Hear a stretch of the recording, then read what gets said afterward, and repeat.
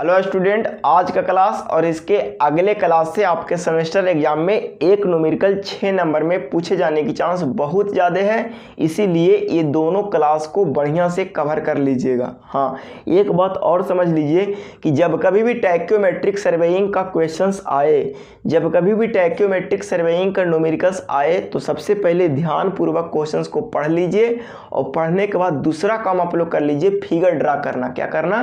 Figure draw करना चालू कीजिएगा। जब ये दोनों काम कर लीजिएगा तो आपके अंदर एक क्लियरिटी आएगा और कन्फ्यूजन दूर होते चला जाएगा।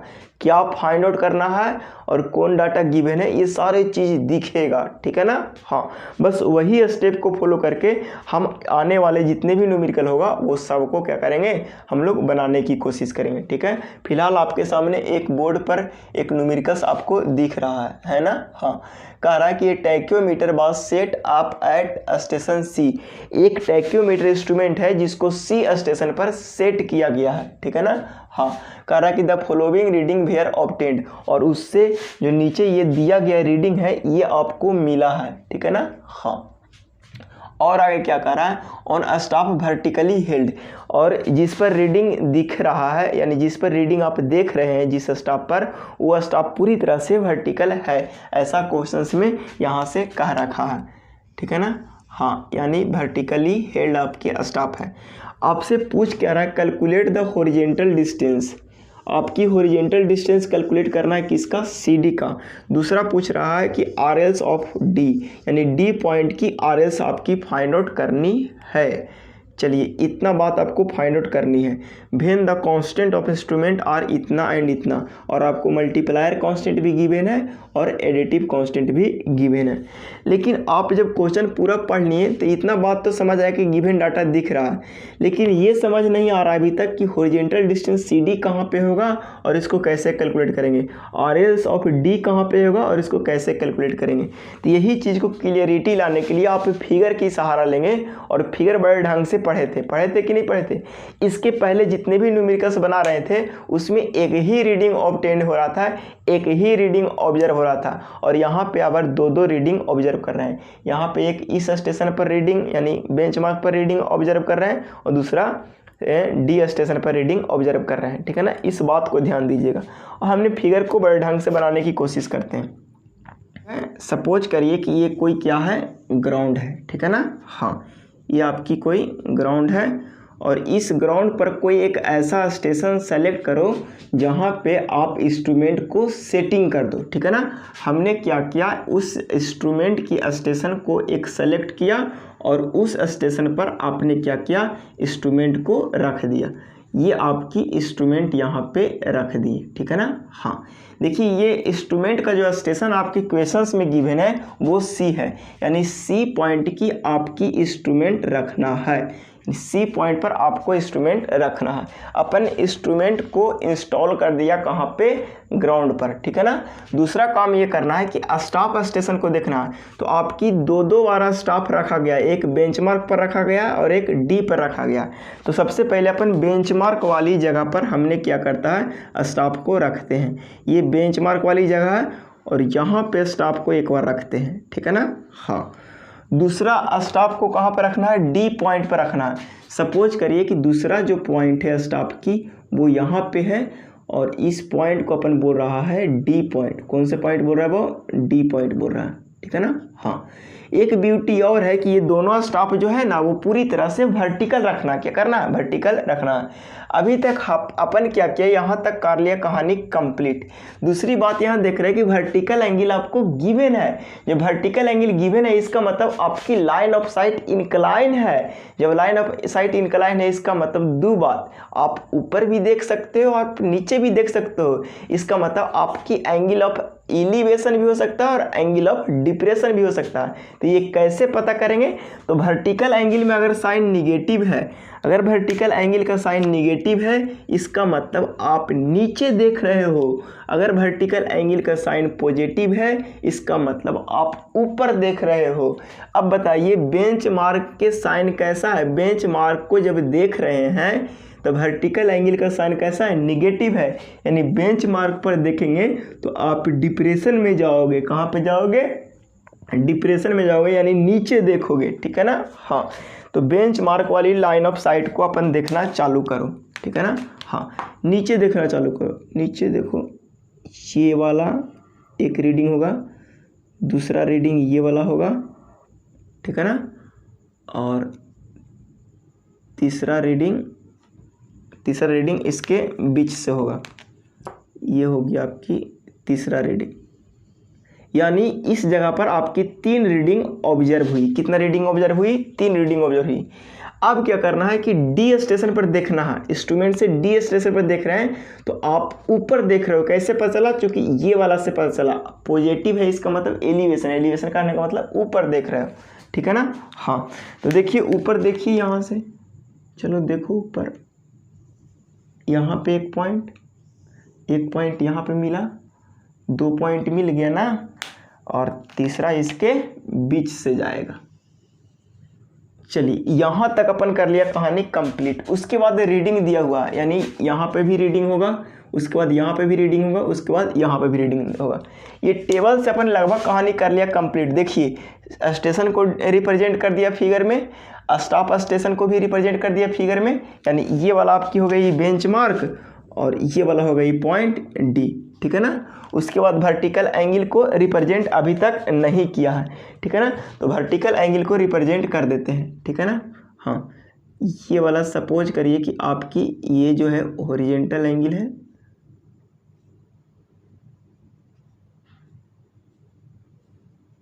ठीक है ना। हाँ, ये हो गई हॉरिजॉन्टल एक्सिस। क्या हो गया? Horizontal axis. इधर लिख देते तो कोई दिक्कत है? ये वाला आपकी है हॉरिजॉन्टल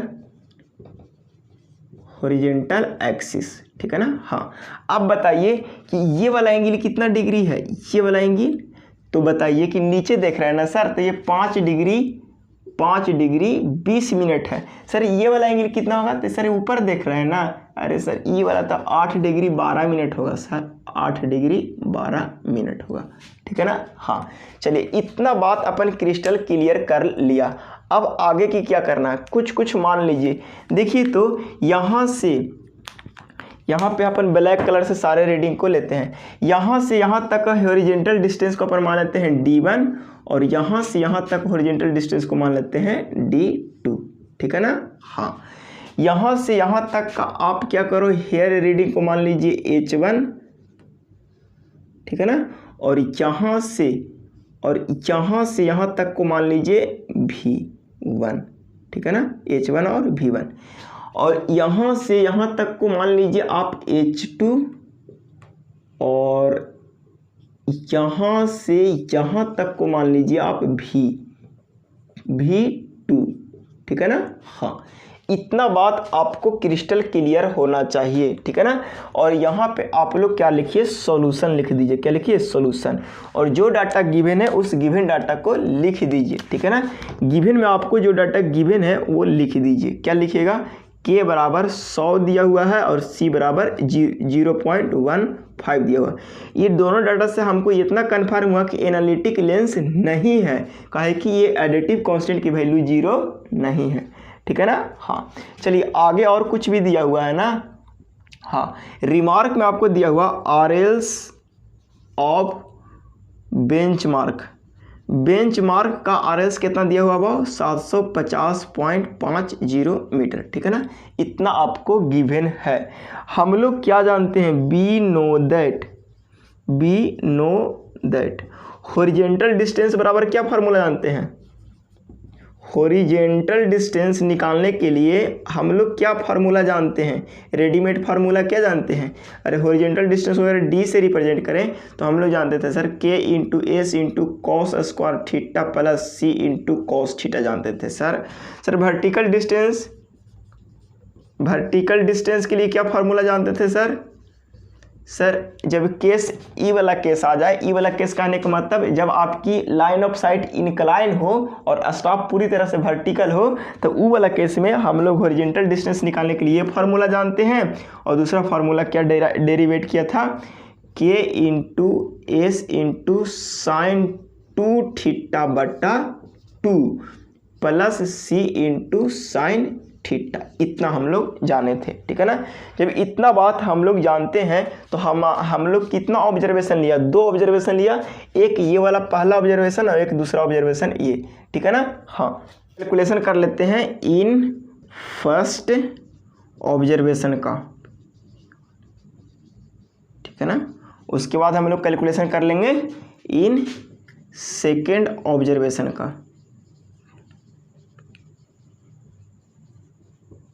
ठीक है ना।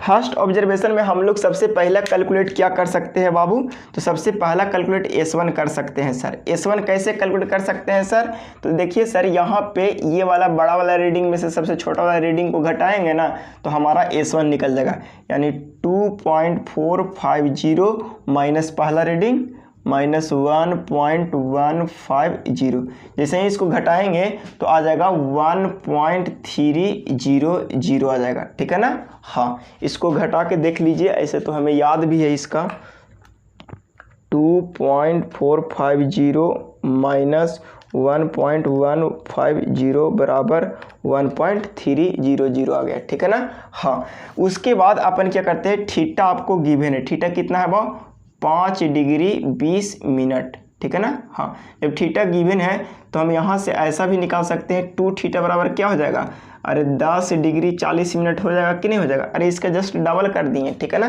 क्योंकि ज़रूरत पड़ेगा, ठीक है ना। हाँ, अब हम लोग को D1 निकालने के लिए क्या फार्मूला होगा, अच्छा एक बात और गिवन है, इसमें क्या होगा, K बराबर कितना होगा, अरे 100 होगा सर, C बराबर कितना होगा, तो 0.15 होगा। तो बताइए फर्स्ट ऑब्जर्वेशन से लिए D1 कितना निकल जाएगा, तो sir K into S into cos square theta plus C into cos theta हो जाएगा।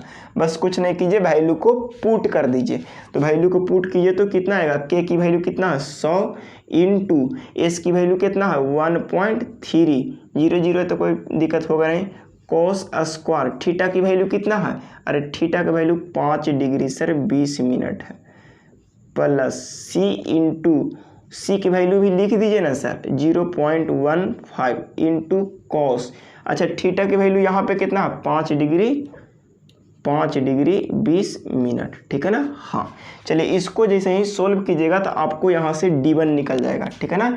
अब हमको V1 निकालना है, क्या निकालना है भाव, V1 निकालना है। V1 कैसे निकलेगा, तो V1 के लिए सर फार्मूला हम लोग जानते हैं sir, K into S into sine 2 theta और divided by 2 plus C into sine theta.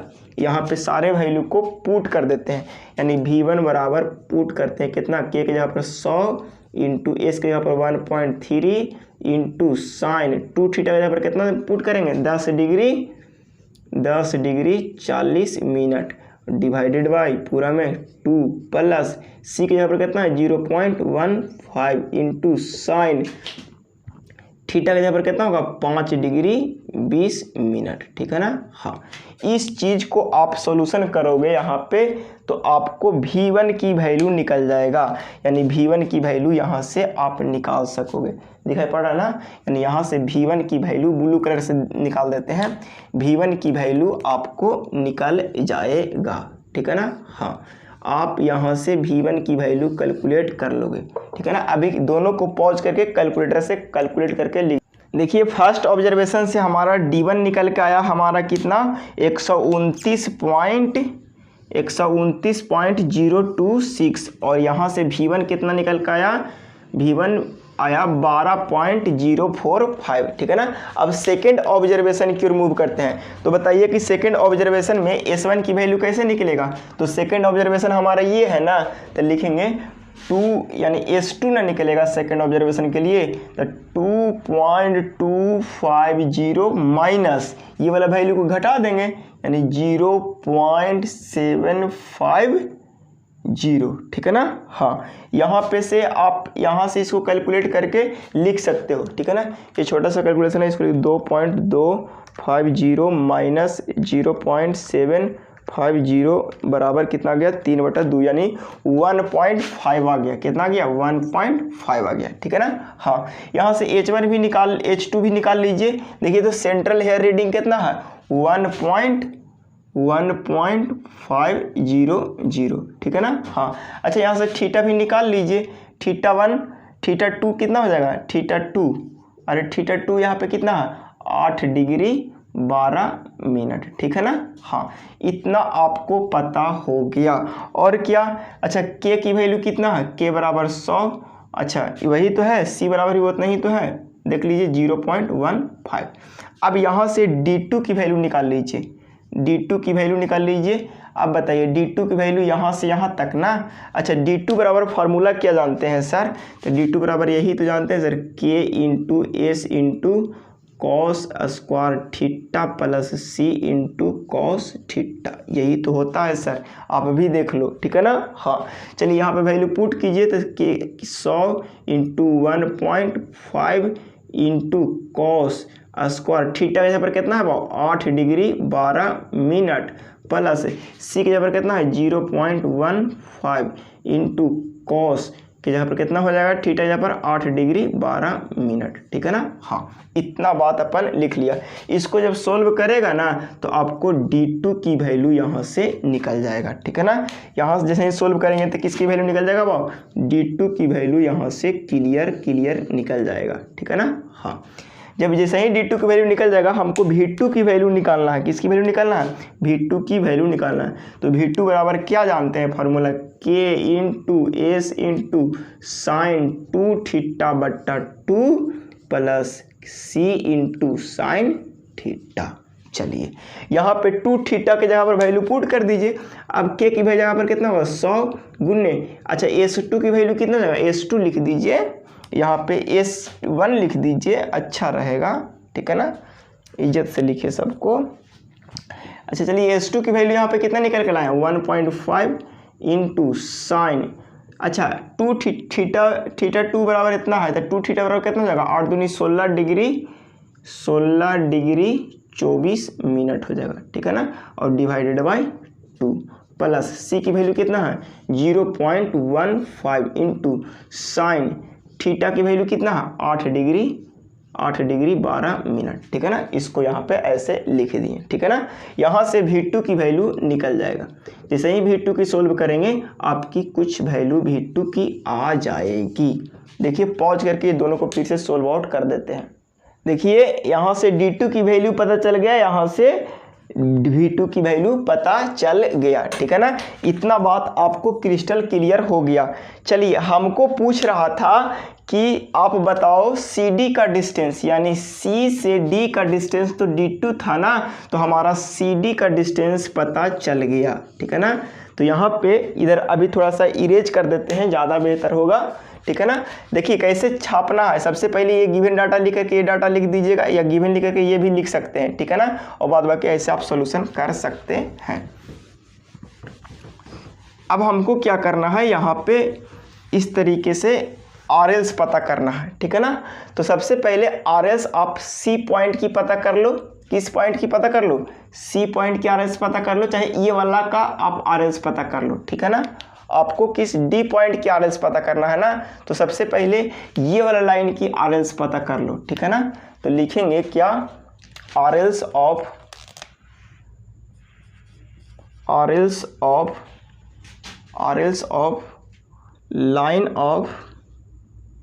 Line of collimation, क्या करो RLs of line of colli. जैसे ही RLs of line of collimation निकाल लिए, या इसी को बोलते हैं कभी कभी हाइट ऑफ इंस्ट्रूमेंट, ठीक है ना। हाँ बाद बाकी इतना ही समझिए, ठीक है ना। यानी लाइंस ऑफ कोलिमेशन यही तो हो गया, यानी इसको बोलेंगे RLs ऑफ हॉरिजेंटल साइटिंग, ठीक है ना, ऐसा भी लिख सकते हैं RLs ऑफ हॉरिजेंटल एक्सिस, ठीक है ना। हॉरिजेंटल एक्सिस की RLs पता कर लो, ठीक है ना। देखिए ये वाला एक्सिस की RLs कैसे पता चलेगा, देखिए ये वाला बेंचमार्क का RLs आपको पता है, ठीक है ना। तो पहले लिखेंगे यहाँ पे आराम से लिखेंगे, क्या लिखेंगे बाव कि बेंचमार्क RLs ऑफ बेंचमार्क, ठीक है ना। हाँ, उसके बाद क्या करेंगे, देखिए तो यहाँ तक पहुँच गए, यहाँ के बाद अगर ये वाले H1 जोड़ देंगे तो हम यहाँ तक पहुँच जाएंगे, यानी लिख देंगे प्लस H1, ठीक है ना। हाँ, उसके बाद अगर H1 में ये वाला V1 जोड़ देंगे तो हम यहाँ तक पहुँच जाएंगे, यानी V1, ठीक है ना। यानी यहाँ तक हम पहुँच गए और यही काम करना था, ठीक है ना। तो देखिए तो RLs ऑफ बेंचमार्क कितना दिया हुआ है, RLs ऑफ बेंचमार्क रिमार्क में देखिए दिया हुआ RLs ऑफ बेंचमार्क कितना दिया हुआ है 750.50। चलिए H1 हमारा कितना हो जाएगा, अरे H1 ये मिडिल रीडिंग H1 कितना हो जाएगा 1.800 प्लस V1 कितना निकल के आया, V1 निकल के आया सर 12.045। यहाँ से जोड़िएगा तो आपको पॉज करके भी कैलकुलेट करके लिख देते, कैलकुलेट करने के बाद आ गया 764.345 आ गया, ठीक है ना। हाँ चलिए RLs यहाँ तक का हमारा RLs पता चल गया, हमको D पॉइंट की RLs निकालना। देखिए ये वाला पॉइंट्स की RLs, तो यहाँ से फिर से चलेंगे RLs ऑफ पॉइंट D, ठीक है ना, RLs ऑफ पॉइंट D हमको ये निकालना था। और RLs ऑफ पॉइंट D निकालने के लिए ये वाला लाइन ऑफ कोलिमेशन को निकालना बहुत ज़रूरी पड़ता था, ठीक है ना। हाँ तो देखिए तो RLs ऑफ D पता करने के लिए देखिए तो हमको ये वाला पता है, ठीक है ना। हाँ तो लिखेंगे RLs of line of collimation,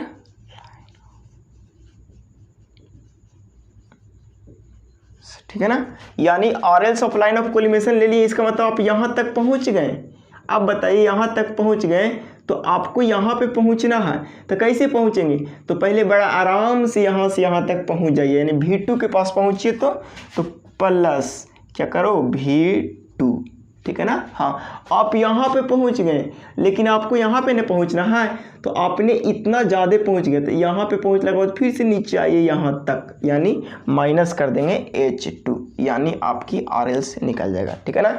यहाँ पे RLs of line of collimation कितना निकल के आया, बोलिए 764.345 प्लस V2 कितना निकल के आया 21.197 माइनस H2 कितना है वो, अरे H2 देख लो 1.500। इसको कैलकुलेट करोगे तो कितना आएगा, अभी पॉज करके कैलकुलेट कर देते हैं। 784.042 आ गया, ठीक है ना। आपको निकालना क्या था वो RLs of D, RLs of point D, ठीक है ना। हाँ देखिए आपको हॉरिजेंटल डिस्टेंस निकालना था, ये भी निकाल लिया, और RLs ऑफ D निकालना था वो भी निकाल लिया, ठीक है ना। हाँ यानी ये दोनों को आप अंडरलाइन करोगे, क्या करोगे अंडरलाइन करोगे, ठीक है ना। हाँ वो वाला बात को भी यहाँ पे लिखेंगे, तो डिस्टेंस बिट लिख देते हैं, दिखाई पड़ रहा है ना। हाँ यानी लिख दो वहाँ से डिस्टेंस बिटवीन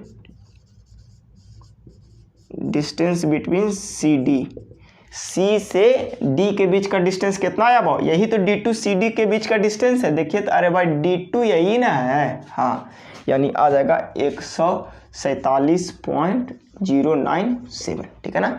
आपने दोनों रिजल्ट को कर लिया, कहानी कंप्लीट, यही दोनों फाइंड आउट करना था, ठीक है ना। ये भी न्यूमेरिकल हो गया धुआं, ठीक है ना।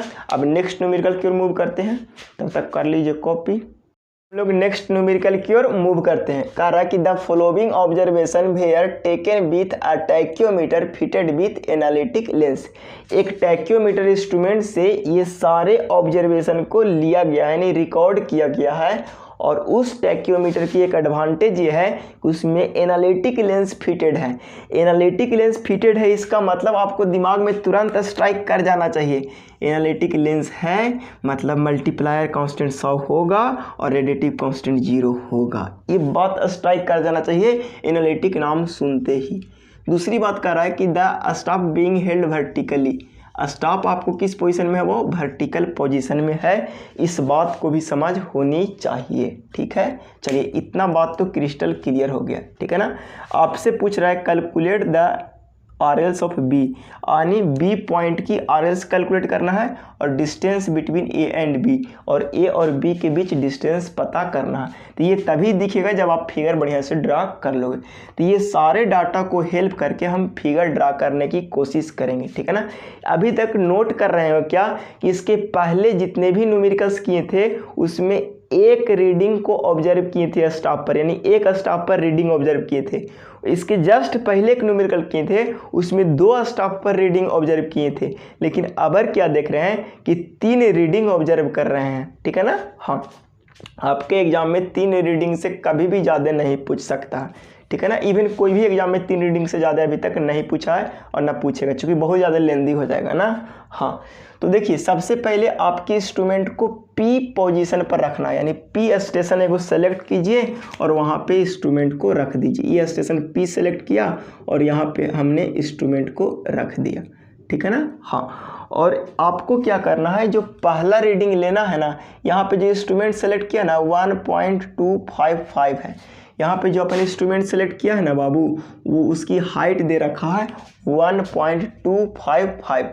तो इसकी हाइट यहाँ पे नहीं लिख रहे हैं ताकि फिगर गंदा ना हो जाए। ठीक है ना। हाँ, अब क्या कर रहा है कि एक बेंचमार्क यहाँ पे है, यहाँ पे एक बेंचमार्क है, ये बेंचमार्क है और यहाँ पे एक स्टाफ को रख दिया गया है और इस स्टाफ पर रीडिंग ऑब्जर्व किया गया है। तो देखिए, तो वर्टिकल एंगल आपको निगेटिव है, इसका मतलब कहाँ देख रहे हैं, नीचे देख रहे हैं। कहाँ देख रहे हैं, नीचे देख रहे हैं।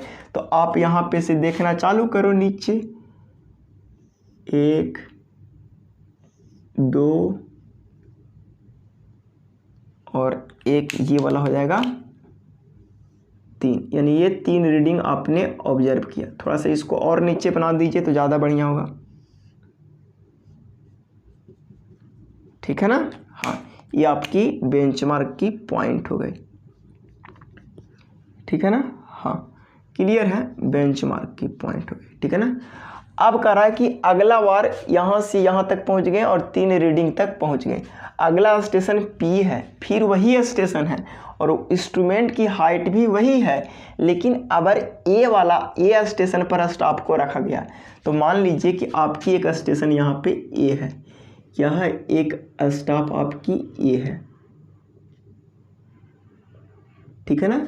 एक स्टाफ यहाँ पे ए है और इस स्टाफ पर आपको यहाँ से रीडिंग लिया जा रहा, 1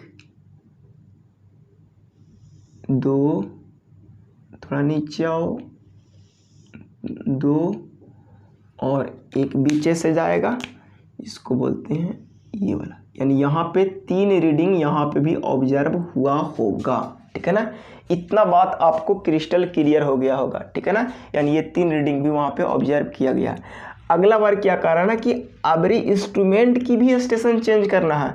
ठीक है ना। तो ये इंस्ट्रूमेंट नहीं, अलग इंस्ट्रूमेंट लाया है। देखिए कैसे पता चला कि अलग इंस्ट्रूमेंट है, क्योंकि हाइट चेंज कर गया है ना, इसीलिए हम समझ गए कि अलग इंस्ट्रूमेंट है, ये इंस्ट्रूमेंट नहीं है। ठीक है ना। हाँ, यानी एक इंस्ट्रूमेंट यहाँ पे लाया गया है और ये इंस्ट्रूमेंट से अब बताइए किधर देखना है, ऊपर देखना है कि नीचे देखना है। वहाँ तो सर नीचे देखना है, काहे कि निगेटिव वर्टिकल एंगल है।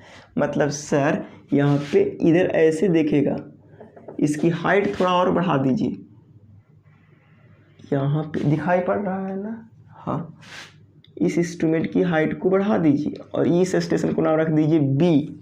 क्या नाम रख दीजिए, बी। और यहाँ से इसको यहाँ पे देखना चालू कर दीजिए। ठीक है ना। हाँ, यानी यहाँ से इस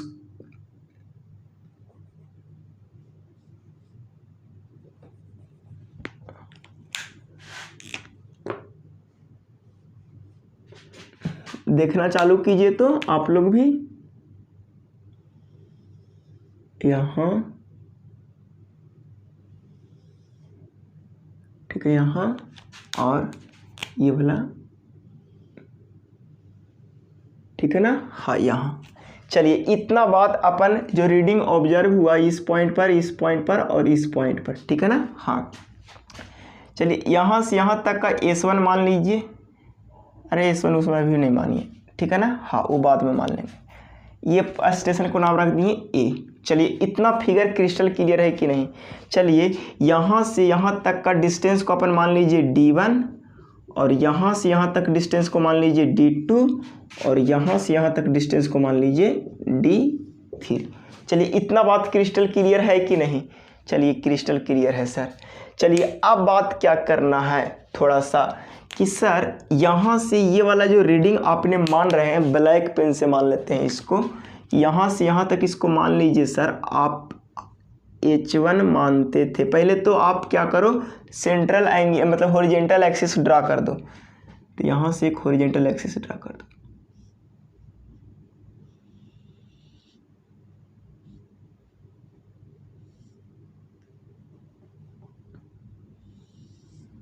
ठीक है ना, ये इसके लिए हॉरिजेंटल एक्सिस हो गया। ठीक है ना, दिखाई पड़ रहा है ना कि हॉरिजेंटल एक्सिस है। हाँ, ये हॉरिजेंटल एक्सिस है और इसके लिए हॉरिजेंटल एक्सिस ये वाला हो जाएगा, ब्लैक वाला। ठीक है ना, और इसके लिए हॉरिजेंटल एक्सिस आपको देखिए ये वाला हो जाएगा।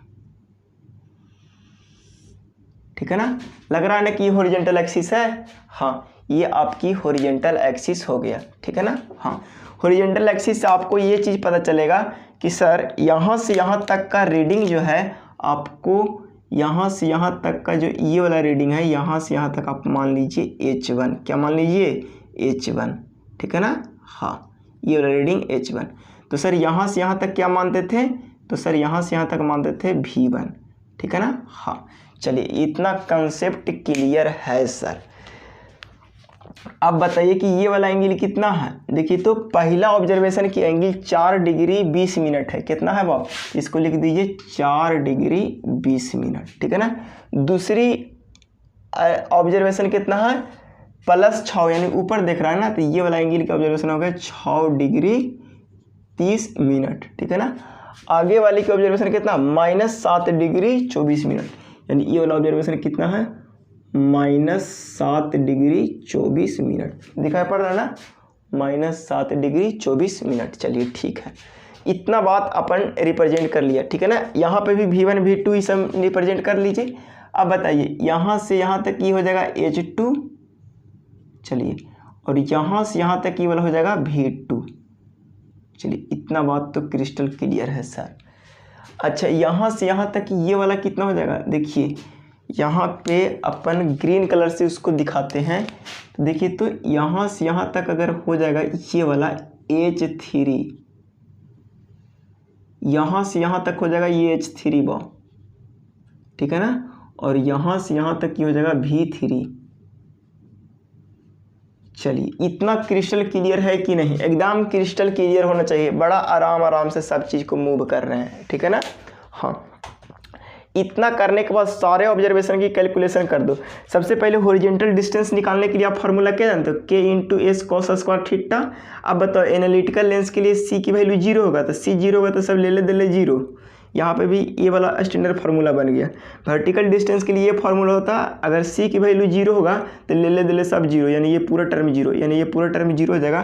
तो यहाँ से सिर्फ इसके लिए फार्मूला बच जाएगा K × S × sin 2θ/2 बच जाएगा। ठीक है ना, बस हम लोग यही फार्मूला लगा करके सारे कुछ कैलकुलेट करेंगे। तो यहाँ पे कितना ऑब्जर्वेशन है, 3 ऑब्जर्वेशन है। ठीक है ना, आप लोग नीचे लिखिएगा, हमारे पास जगह उधर भी है इसीलिए हम यहीं पे लिख देते हैं। ठीक है ना, हाँ, चलिए फॉर इन फर्स्ट ऑब्जर्वेशन,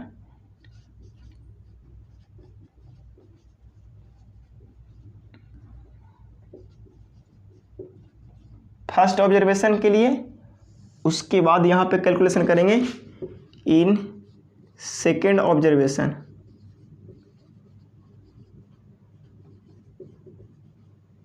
उसके बाद इन थर्ड ऑब्जर्वेशन।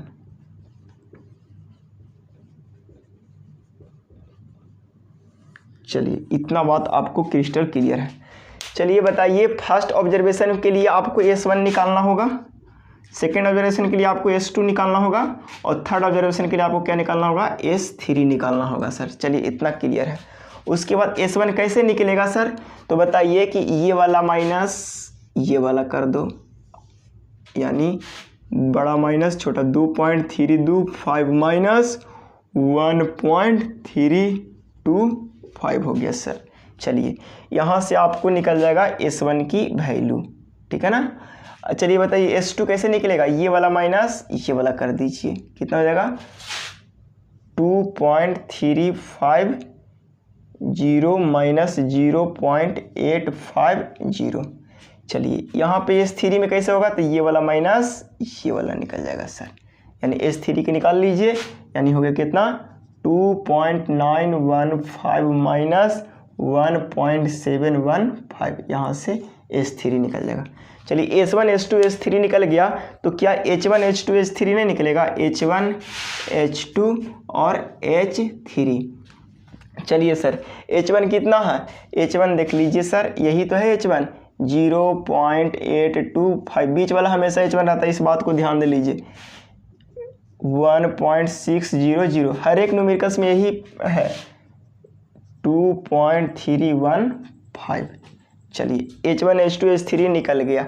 अब हमको यहाँ पे अगर थोड़ा सा बात करें अगर ग्रीन कलर से बात करें तो K बराबर कितना है भाव, इसके लिए K बराबर 100 और C बराबर 0।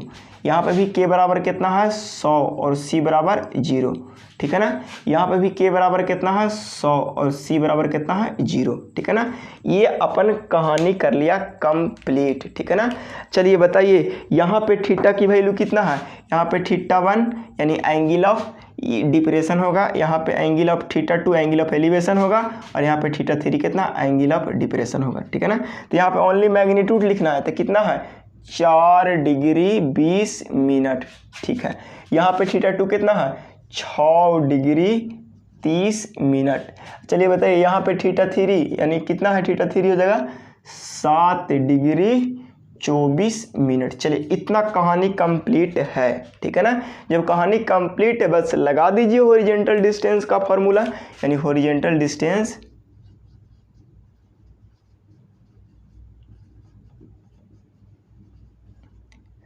D1 बराबर हो जाएगा, क्या हो जाएगा बाव, D1 बराबर हो जाएगा कच्ची, अरे बोलिए K into S into cos square theta, ठीक है ना। बाद बाकी तो सब 0 हो जाएगा D1 के लिए।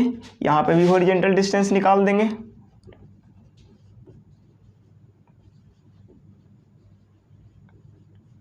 D2 के लिए यहाँ पे भी हॉरिजॉन्टल डिस्टेंस निकाल देंगे,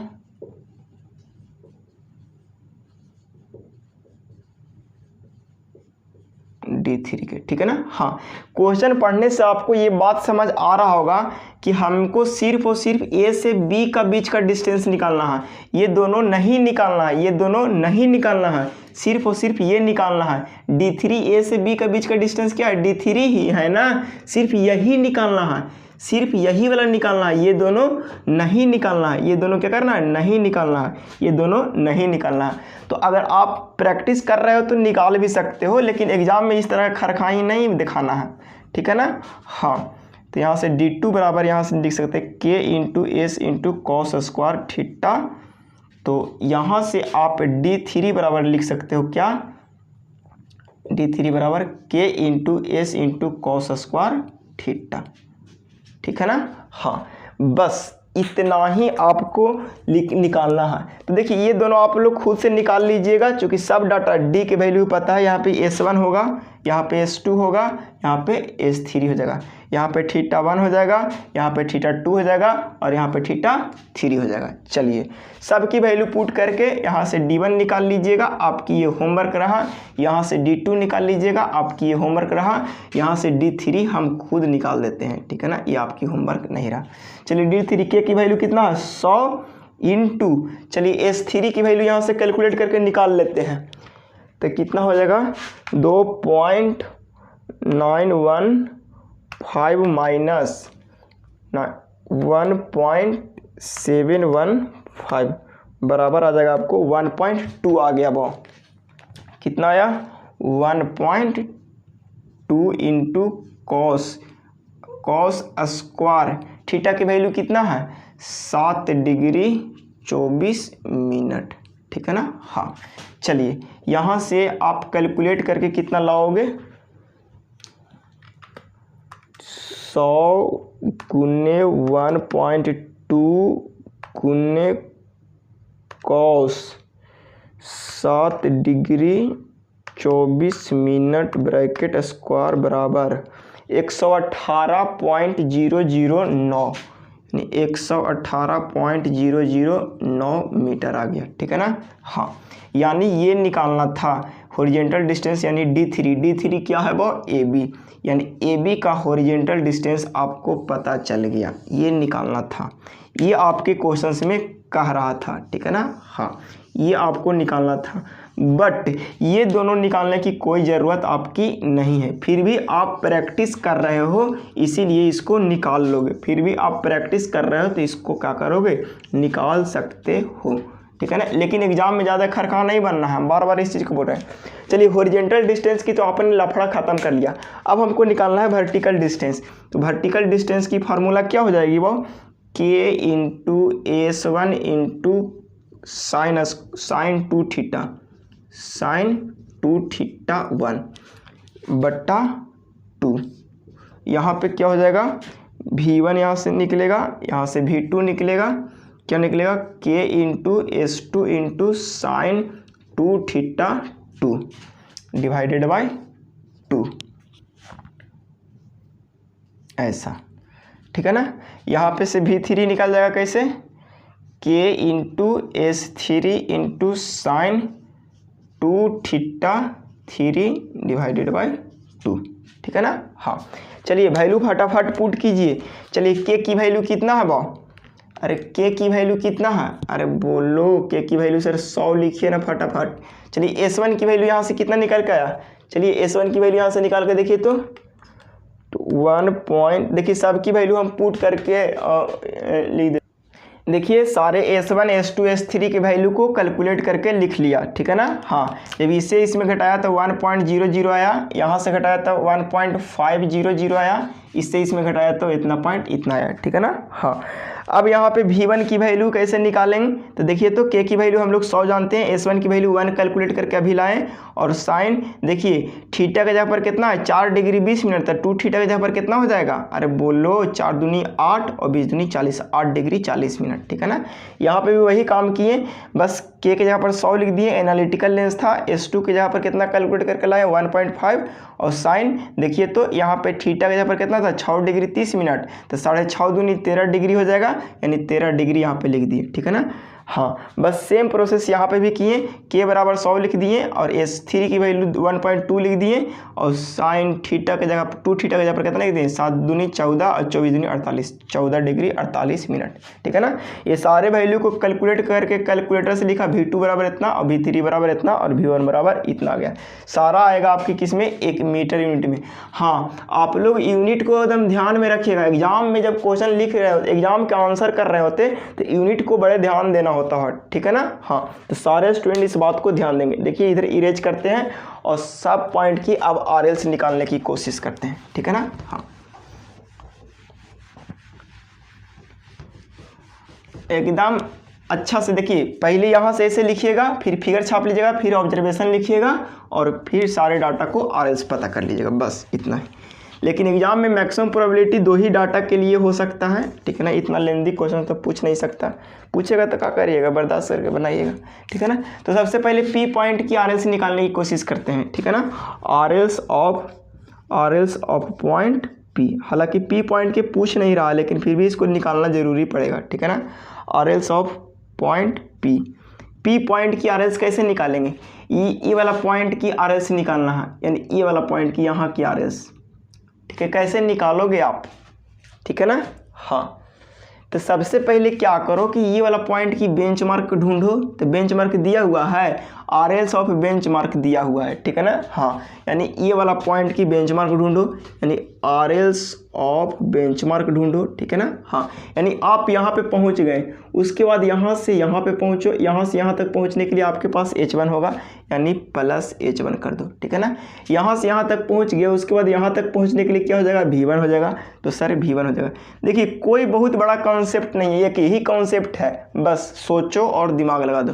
आप इस लाइन तक पहुँच गए, इस लाइन की कॉलिमेशन तक पहुँच गए, यानी RLs ऑफ P अभी भी नहीं पता चला है।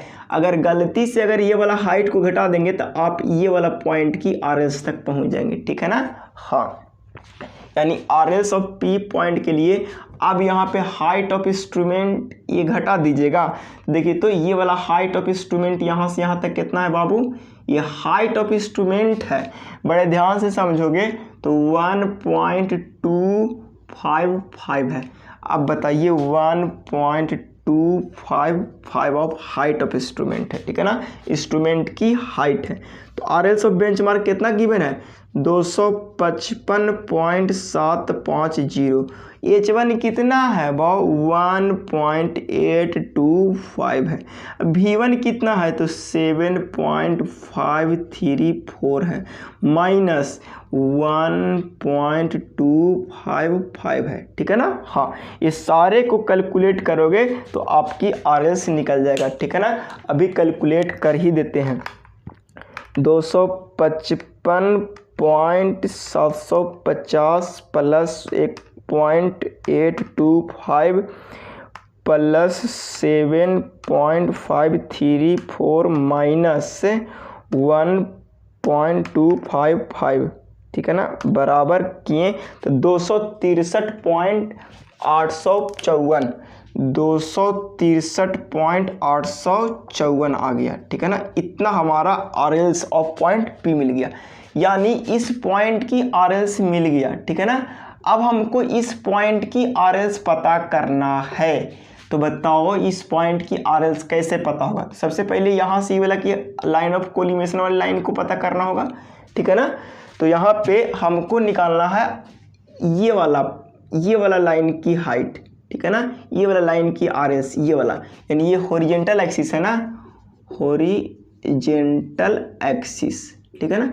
तो हॉरिजेंटल एक्सिस का आप RLS निकालो, तो ये लिखेंगे RLS ऑफ हॉरिजेंटल एक्सिस, ये वाला हॉरिजेंटल एक्सिस, इस वाले को, ठीक है ना, horizontal axis of first instrument. तो क्या हो जाएगा बाव, बड़े आराम से देखिए। तो RLS of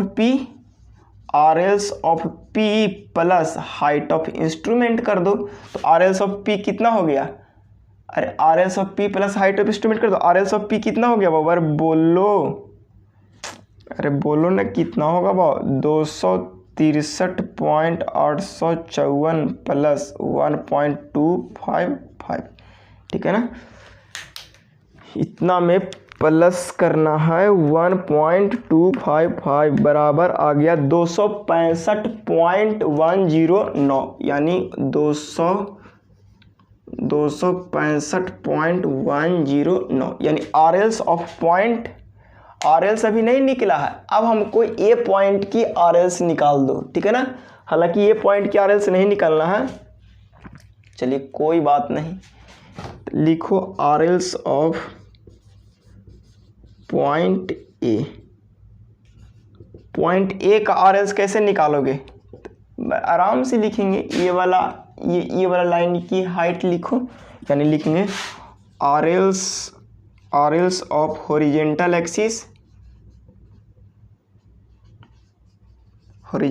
axis first position, यानी फर्स्ट इंस्ट्रूमेंट, ठीक है ना, प्लस यहाँ से यहाँ तक तो पहुँच गए, प्लस यहाँ से कर देंगे V2, तो लिख देंगे प्लस V2, यानी यहाँ से आप यहाँ तक ना पहुँच गए, उसमें से कर देंगे माइनस, ये वाला घटा देंगे तो हो जाएगा H2, यानी माइनस H2। चलिए यहाँ से RLS ऑफ हॉरिजेंटल एक्सिस कितना निकल के आया वो, 265.109 प्लस, अरे V2 कितना निकल के आया, 16.871 माइनस H2 कितना है, अरे H2 कितना है वो, अरे 1.600, ठीक है ना। इसको कैलकुलेट कर लो कितना आएगा, 265.109 प्लस 16.871 माइनस 1.600 बराबर आया 280.38, यानी हमारा दिखाई नहीं पड़ रहा, दिखाई पड़ रहा, ठीक है ना। हाँ, यानी RLS ऑफ पॉइंट ए निकल गया, यानी ए पॉइंट की RLS निकल गया, क्या आप बी पॉइंट की आरएलसी नहीं निकाल सकते हो? चलो, हमको क्वेश्चंस में कह रहा है बी पॉइंट की आरएलसी निकालना, ठीक है ना। तो बी पॉइंट की आरएलसी निकालने के लिए सब पॉइंट का आरएलसी निकालना पड़ेगा, वाह, ठीक है ना। हाँ, तो इस चीज को आप समझने की पूरा कोशिश करोगे, ठीक है ना। हाँ,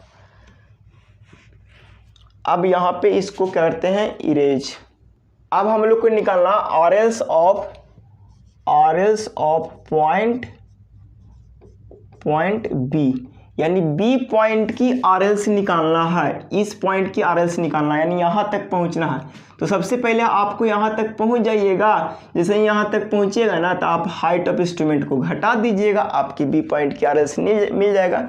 तो देखिए, तो यहाँ तक इसको पता है, ये वाला हॉरिजॉन्टल हमको पता है, ठीक है ना, यानी ए पॉइंट की आरएल्स पता चल गया, यानी आप यहाँ पर पहुँचे हुए, ठीक है ना। यानी आरएल्स ऑफ पॉइंट ये आपको गिवन है, ठीक है ना, ठीक है ना। अब हम गलती से अगर यहाँ पे पहुँच जाएंगे तो हमारा काम तमाम हो जाएगा। तो यहाँ पे पहुँचने के लिए क्या करेंगे, सबसे पहले यहाँ से यहाँ तक H3 पर पहुँचेंगे और V3 कर देंगे, यानी V3 प्लस H3। यहाँ से यहाँ तक आप पहुँच गए हैं बाबू, यहाँ से यहाँ तक पहुँच गए हैं। अब आपको क्या कर देना है, माइनस कर देना है ये वाला हाइट ऑफ इंस्ट्रूमेंट, तब आकर के कहाँ तक पहुँच जाएंगे, यहाँ तक पहुँच जाएंगे।